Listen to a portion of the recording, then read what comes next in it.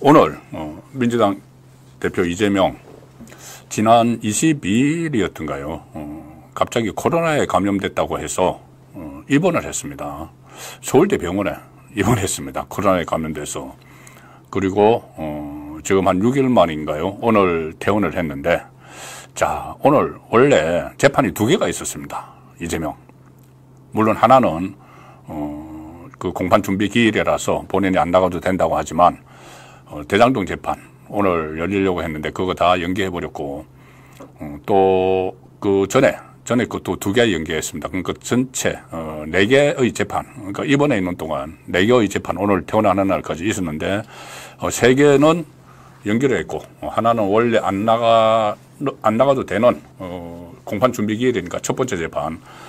그렇지만 이 첫 번째 재판에서도 변호사들이 대신 나서가지고 이재명의 재판 지연도 시작됐다. 자, 이런 느낌을 줄 만한 그런 말들을 오늘 또 쏟아냈습니다. 그래서 제가 오늘의 시청 포인트로 썸네일에서 적어드린 것처럼 그렇더라도 이재명의 재판 1심 판결은 10월에 2개가 다 나옵니다. 혹시 모릅니다. 지금 이재명이 요즘 하는 걸로 보면은 10월에 1심 판결이 나오지 않도록 또 뭔가 할지도 모릅니다. 지난번에 사법위기 최고조에 달했을 때 갑자기 단식 들어가 버렸죠. 단식 들어가서 몇 달을 까먹었습니다. 자, 지금 2차 단식 글쎄 뭐 그까지는 안 하겠죠, 설마. 근데 뭔가 지금 최근에 이 재판 지연술을 계속 쓰는 걸 보면은 좀 심상치 않다는 생각도 듭니다. 10월 1심 재판을 1심 선고를 좀 늦춰보는, 거기다가 더구나 지금 서울지법 형사합의 33부에서 위정교사를 선고를 할 거고, 형사합의 34부에서 이 선거법을 선고를 할 텐데, 그 두 법원의 판사가 이재명에게 그동안 오적이었다. 자, 그러면은 뭔가 또 재판 지연서를 쓰면은 1심을 패싱해버릴 수도 있지 않는가. 그런 생각까지 들 정도로 최근에 이재명이 이 재판에 상당히 재판 지연을 시키는데 신경을 쓰는 모습입니다. 가뜩이나 이 사법적으로도 위기가 있지만 지금 정치적으로 심상치 않죠. 야권이 심상치 않게 움직이고 있습니다.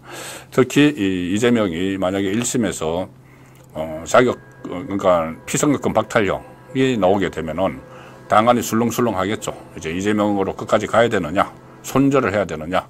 그래서 손절론이 나올 때를 대비해서 문재인도 움직이고 있고, 뭐 문재인, 그러니까 친문 이쪽이 계속 움직이고 있습니다. 뭐 삼김 이야기까지 요새 나오죠. 과거 삼김 시대.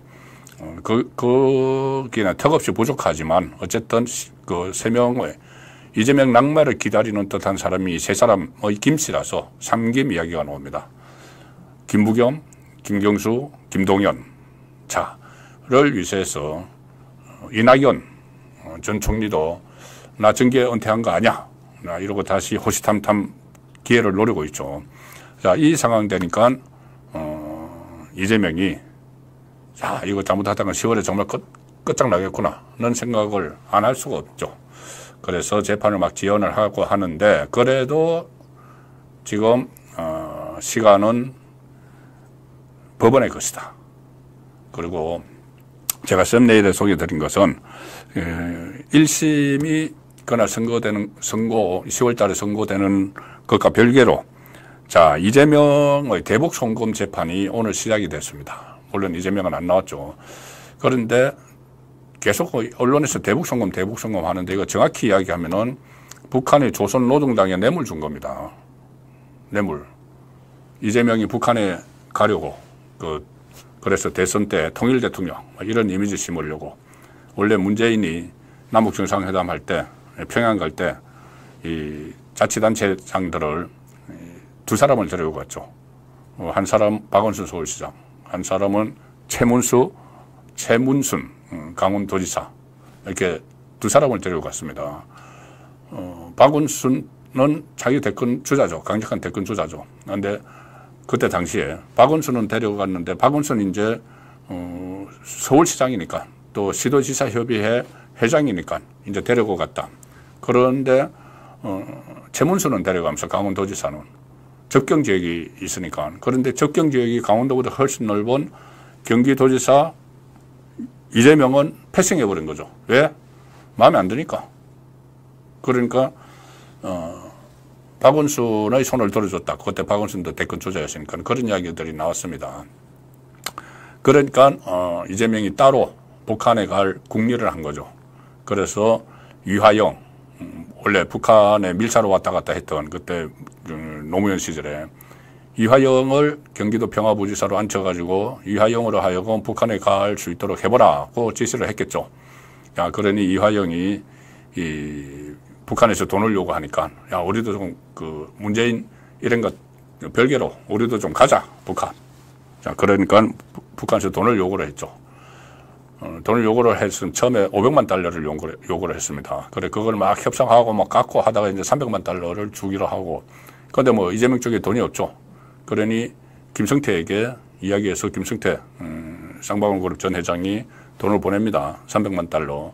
그거는 이제 대북 송금, 뭐 헬기도 띄워야 되고, 뭐 벤츠 차량도 대기해야 되고, 뭐 그래서 300만 달러 좋고 500만 달러는 경기도가 주기로 했던 거 스마트팜 사업비. 자, 그런 건데, 그 중에서 많은 액수가 북한 노동당 금고로 들어갔습니다. 북한 노동당 금고로. 말이 대북 송금이지. 실제는 이재명이 북한 가기 위해서 뇌물을 준 거죠. 어디? 북한 노동당 간부들에게.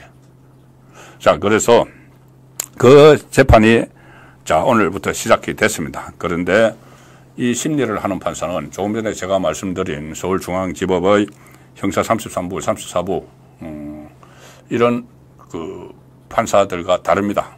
대쪽 같은 판사죠. 바로 신진우 부장판사. 이하영에게 9년 6개월 선고를 했고 1년 8개월 동안 이 수사를 했었고 그 다음에 김성태 또 실형을 선고를 한 그 판사가 그대로 지금 재판을 합니다. 이재명이 이 판사가 무서우니까 그때 나 수원지방법원까지 또 가기도 그러니까는 서울중앙지법에서 받고 있는 김동연 부장판사에게서 받고 있는 형사 33부 여기에 병합을 해달라고 요청을 했는데 이런 지하에 거절당했죠. 대법원에서 안 돼 했습니다. 사건의 성격도 다르고. 그래도 이재명은 그때 한 2주 동안 시간을 또 벌었죠.